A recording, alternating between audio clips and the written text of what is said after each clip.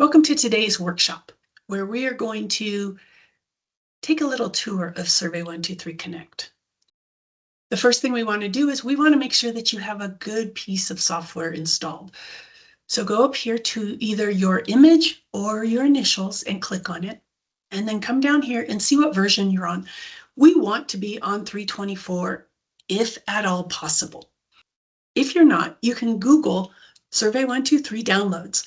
And then what you're going to do is you're going to get two pieces of software. You're going to get the Field app and you're going to get Connect.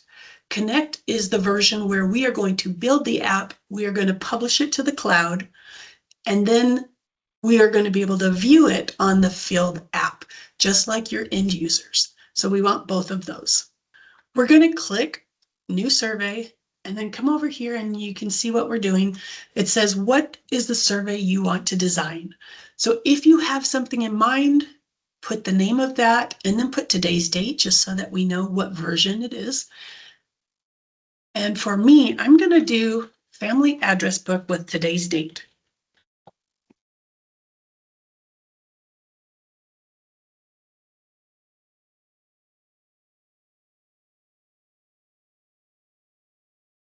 And I'm going to say create survey.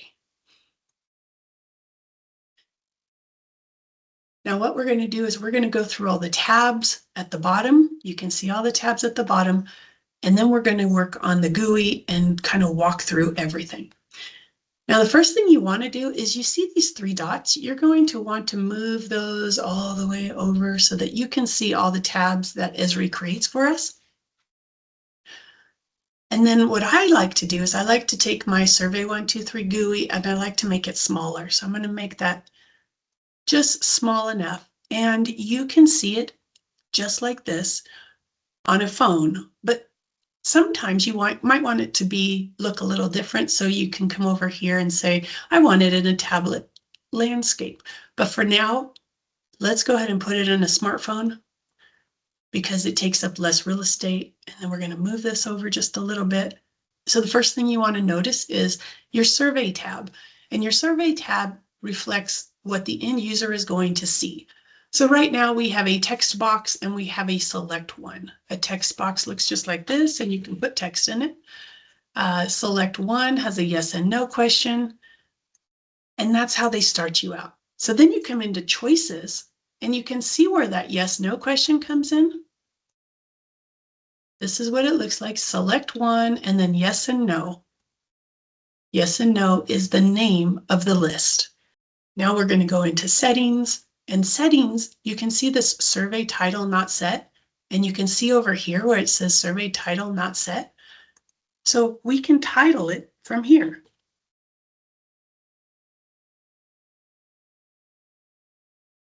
And we don't have to put the date on this one because it's not necessary, but you do have to click the save button in order for the GUI to update. Now there are a few more pieces of information here, but we're not going to worry about that right now. We're just doing a tour. We will get that in the next two exercises. Version is the version that Survey123 was created on for this one. Question type. You'll notice all these types right here.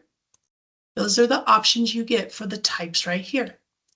And if you click on an empty space, you can see that there's a down arrow, and all you have to do is figure out which one you want in the type.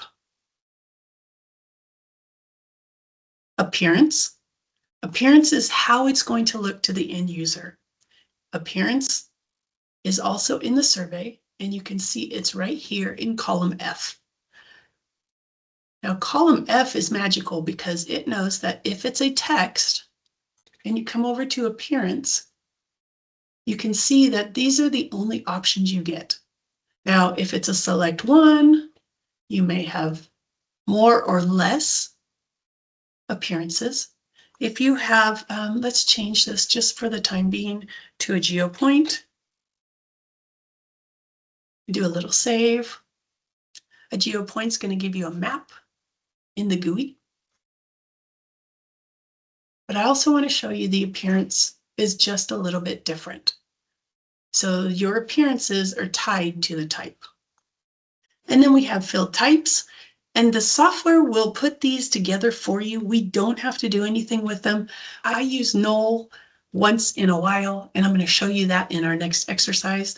But just so that you don't have to be overwhelmed with this, just know that the computer's going to do this for you, and you won't have to do anything with it. Then we're going to go to reference. Reference gives you just enough code to help you get through your day. If you have today, open bracket, close bracket, or now, open bracket, close bracket, those are going to be inside the calculate field for your dates, and that's going to auto-populate your dates for you. These formula operators are great when you're doing your calculations, and we are going to get into that later also. Over here, you're seeing this HTML format. The HTML format is how the end user is going to see text in your app going forward. Reserved, these are all the keywords that are inside Survey123 they use for programming, and we do not want to use any of these. So maybe we wanted add as one of our name fields. So we come over here and we can say Control V to paste, and you can see we're getting an error message. Now, if you put lowercase d's, you're going to get an error message also because that doesn't work for us. But if you put an underscore, you can use it. Just know that you can also add a second word to that just to make it better. The next thing we want to do is we want to go through the GUI so that you can see all the pieces that we get to work with. The first thing is the XLSForm. So I'm going to close this and save it, because the only time the GUI and the Survey123 Excel form will open together is the very first time. So now that it's closed, if you click on the XLSForm, it opens up perfectly. This update is a handshaking mechanism. So when we put things in the file folder and then we come back into Survey123 Connect, we use this update to do the handshaking so they both talk to each other. They both know that the files reside in the folder. The file folder is where Esri puts all the data for our survey. And we have a media folder. When you click into it, there's nothing in there, but this is where your CSV files are going to go and your media thumbnails. The tools button is Python on the back end. So if you don't have ArcGIS Pro on your computer, then you probably don't have this tools button, but it's an easy fix. All you have to do is go out to your IT department and have them add it to your computer. The only thing we want to look at here is this update XLSForm template. And the reason for that is every once in a while, you're going to have an old Survey123, and this is what you're going to use to update that old form into the new one. Publish is what we're going to do at the end of the day, so I'll be able to show you what this looks like. We're not going to use it right now. I'm going to make this bigger so you can see what's down here at the bottom. The form at the bottom is the form that you're looking at. That is the GUI that's automatically opened for you when the software opens. Details, that's where you're going to have the ability to change your thumbnail, change your title, add a summary, and a description. I like to add my phone number and the time zone that I'm in the description, because then my end users know what my number is, and they also know if I should be awake by then. Options. I always turn on my required updates because I want to be in control of when my end users are updating their surveys. I don't want them to have the option of remembering that they need to update a survey. We will talk about our inbox in our third exercise, because that's what we use when we're doing repeats. The sent folder, I always turn off my sent folder, and there are reasons for that. Especially when you start using your inbox, you cannot have both of them on at the same time. If you're brand new to Survey123, just turn this one off because it could be confusing in the future. Images. Now this is how big your image is going to be for a specific photo that you've taken inside Survey123. And you have a lot of options. Just know that they've given us the one that most of the time works pretty good. At one point in time, I made this really small pixels because I didn't think it was very useful. and that was when we were doing tailboarding.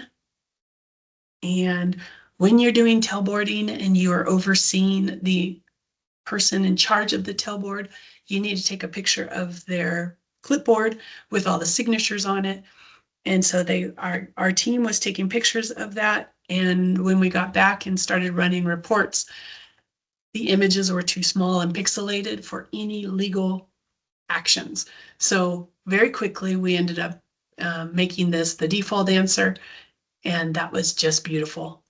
If you put unrestricted, just know that your hosted service is going to get really heavy really fast, and your IT will probably not be very happy with you. So those are some of the tricks of the trade. So just to let you know that that's what we do.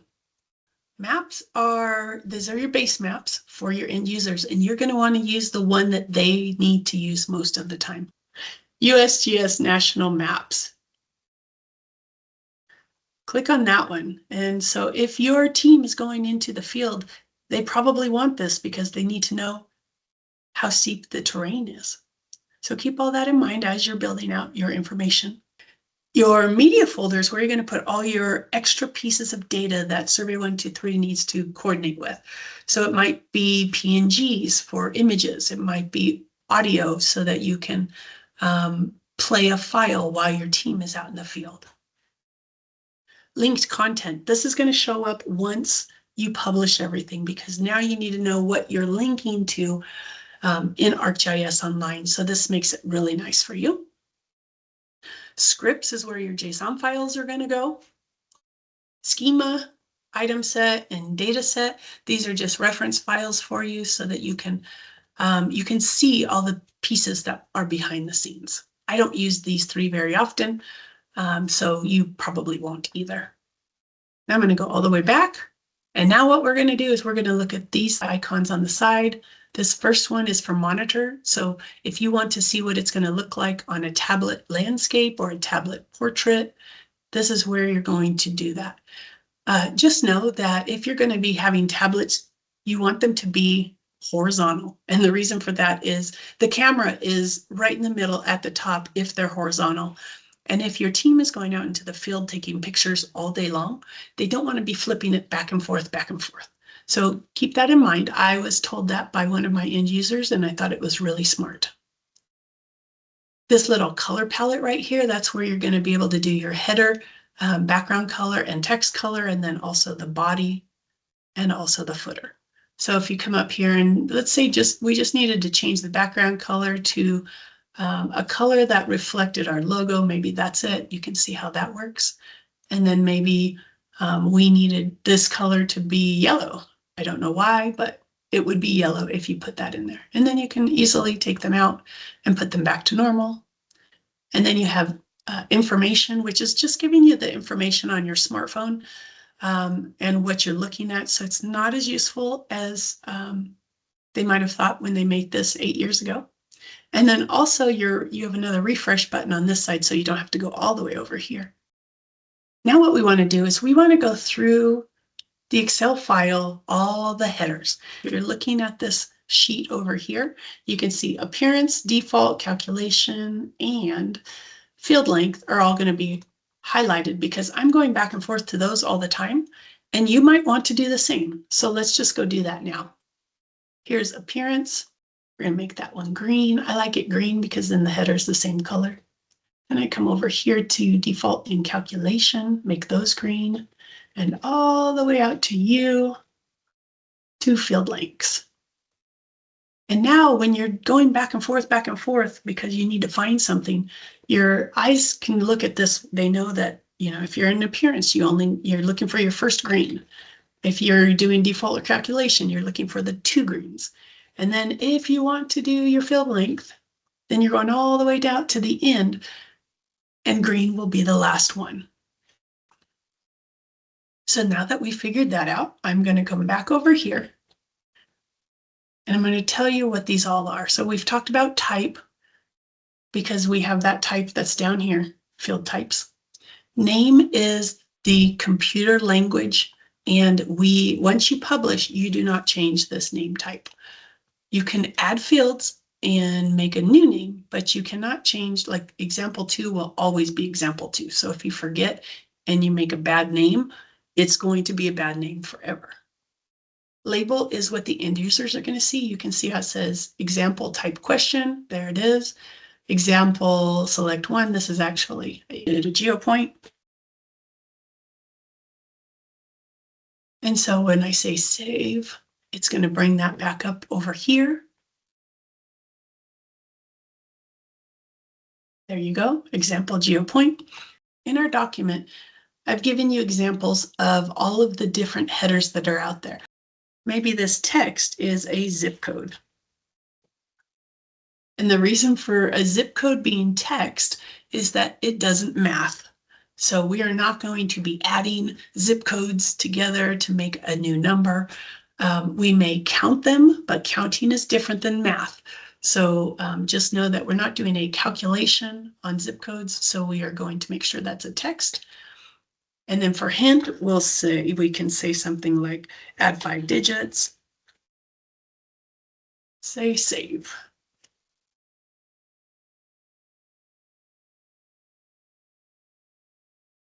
And now you have a little hint. If that hint was enough and you needed a guidance hint, another hint. And when I say save,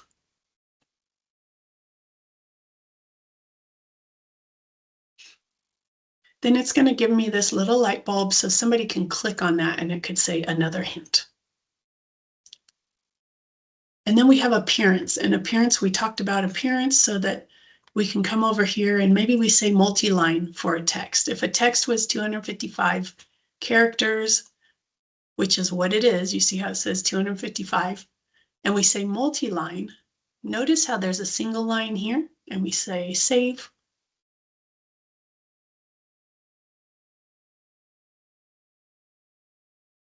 And now you have multiple lines. It's still 255 characters, and you can go and it'll wrap around. There you go. It just wraps right around. It's beautiful, and it's great for those big ticket items. Now there's one called required, and required only has one option, and it's yes. And it has to be lowercase. So I always use the down arrow to make sure that I don't make a mistake. And then you have a required message. So if they don't enter it, this is the message that comes up, add your zip code. And now if I tried to submit it, it says add your zip code. That's right here, add your zip code. And now I can say 92223.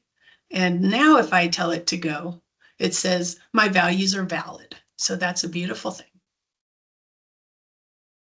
Now read only, you can see that little arrow, hit yes, and now it's read only. So if I say save,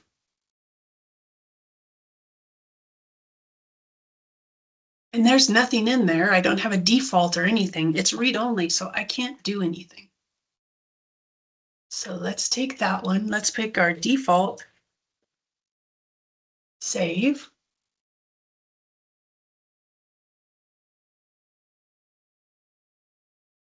There's our default, and we can go in and change it. Calculation is for our formulas, and we will get there. But for now, just know that we're going to put formulas in here. Constraints that's where we're going to put things like over or under our acceptable answers. If they have an answer outside of that, it'll let them know that there's an issue. The message is where you're going to put that issue. It's like your range is outside of normal constraints. Relevant. This one is going to hide or make visible the answer that this is in because of a previous answer. So maybe the previous answer was, where do you live? And if they say the United States, then zip code would be relevant. Choice filters, that's going to be advanced, and we will get to that eventually. Repeat count, we can do this one in our third exercise where we're doing repeats. Repeat count is where you're going to have a previous question answered, and then the repeat count is going to match that. So outside of the repeat, you have how many family members are in your family. And if you say 5, and then they will have to answer inside the repeat 5 different times. Media audio and media images, both of those the files will go into the media folder, and then you will put the name of the file in each of these.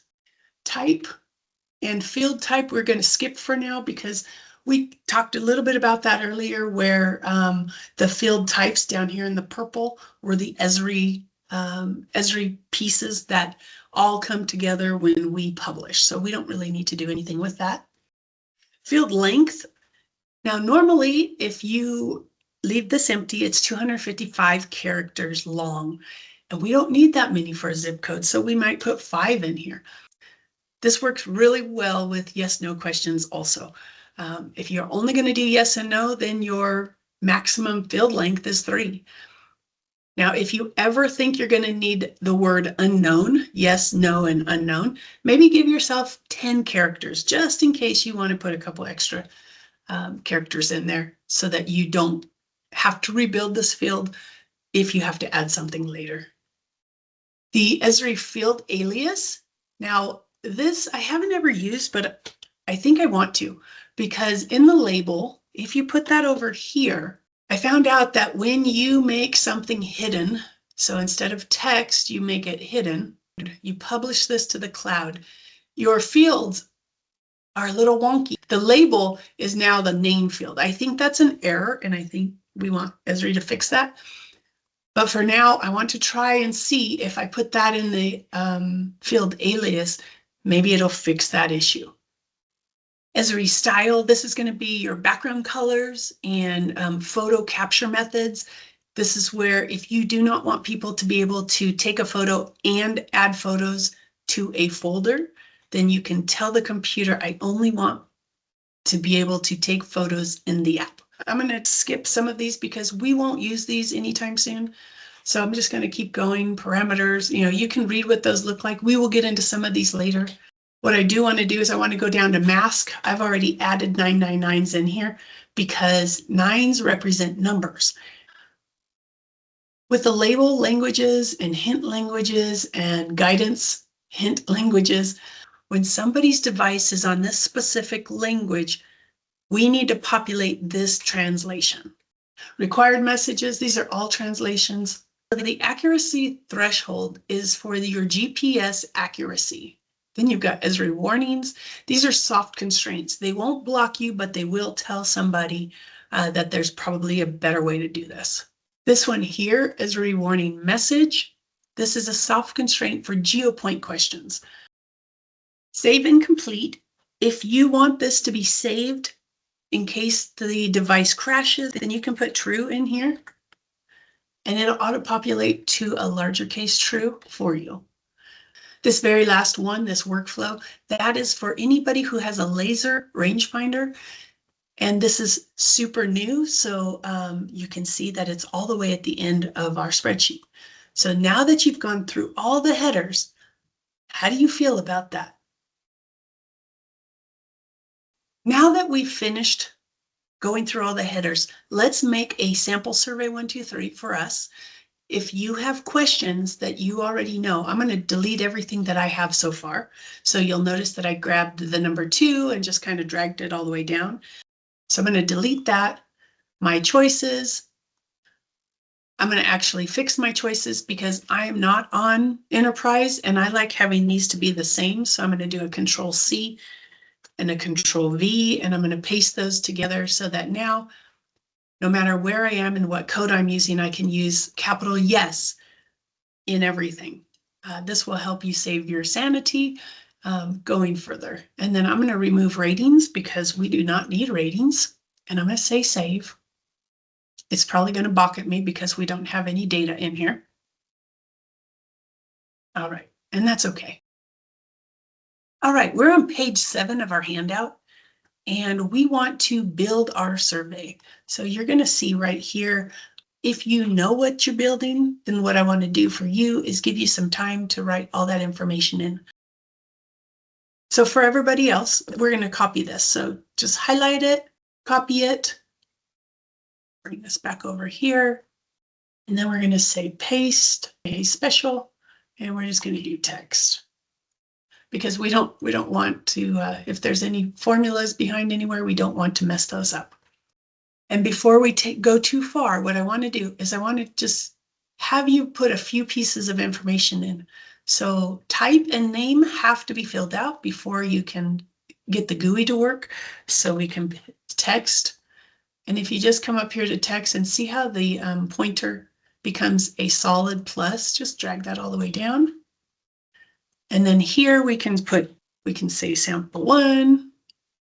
And then we can drag that all the way down. And when you're done, hit save so that you can see what you've done.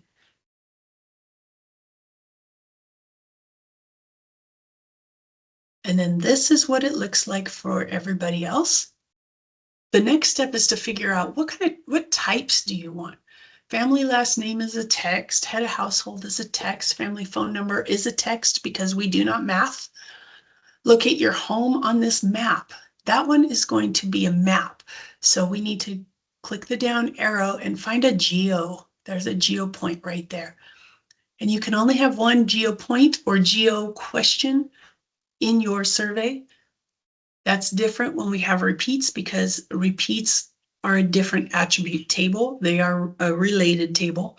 So you can have one in each repeat, but you can only have one per attribute table. That's your points, lines, and polygons. And as you know, you can only have one of those to make your layer. Address, text, city text, state text, zip text, because we don't math. How many years have you lived here? We can put an integer right there. Take a photo of your family. That is going to be an image. And then a photo date, and we can put date, time, or date and time. We can just put the date in there. We do have a couple extra videos to get you through different types. Now, your family last name, that might be a drop down, that might be a domain. And if it is, we can come back up here and we can say, select one from a list name. Now what we can do is come over here to choices and we can put last name. That's going to be the title of our list name, and we can put a few in here.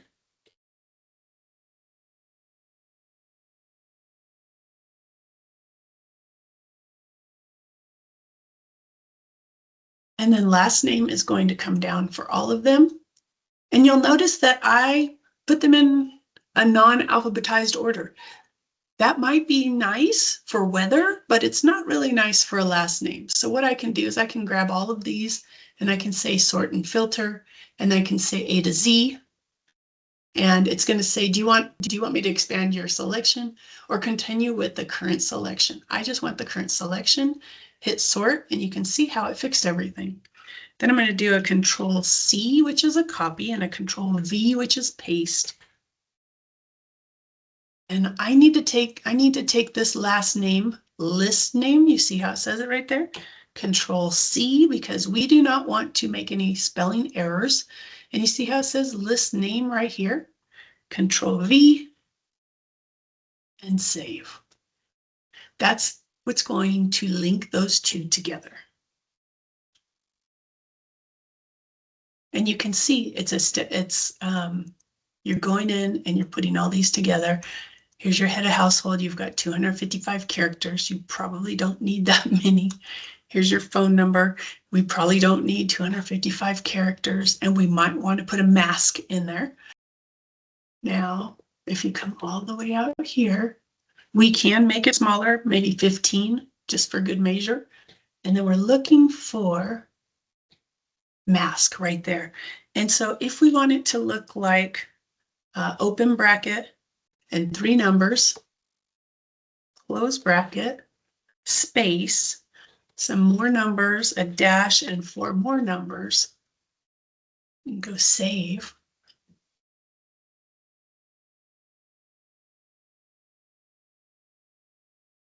And now you have to fill those in. So if my phone number with the area code was 123-456-7891, it was red until I hit all of those numbers. So masks are great for things that are exactly the same format. So if you have a part number that's 3 letters, a dash, and 5 numbers, or something like that, this would be perfect. If you put this in as a name, you will cause so much headache for your end users because not everybody has the same number of characters in their name. So use it sparingly, but have fun with it. And then we have address, city, state, zip, how many years have you lived here? And that's going to be a number. Family photo date, and I can put today's date in there. Or, remember I told you we could put calculations in? Family photo date, let's see that. So we're going to go to the third green, so that's this one here, and we can say now, open and close bracket, and we can say save.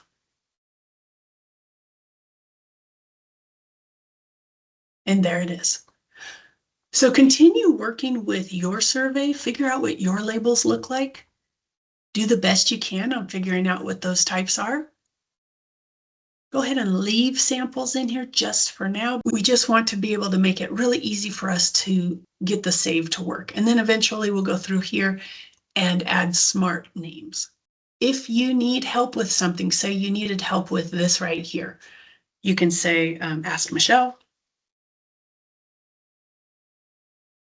And then probably turn it red so that when we have our next meeting, then you can ask those questions. Since it was a GeoPoint, I do want to add one more thing for GeoPoints is if you come out here and you say required, that's going to save your sanity because folks will have to put their location in. Sometimes when they forget and it's not required, they'll end up at Null Island. I'm not sure why, it's not consistent, but they do. So if you put yes required, that's going to make sure that they have to have a position before they can submit everything. If you're feeling adventurous and you figured out how to do your first Survey123 and you want to put a repeat in, I've added a bunch of repeat information here for your homework and see how far you can get. Have a beautiful day, my friends. Bye-bye.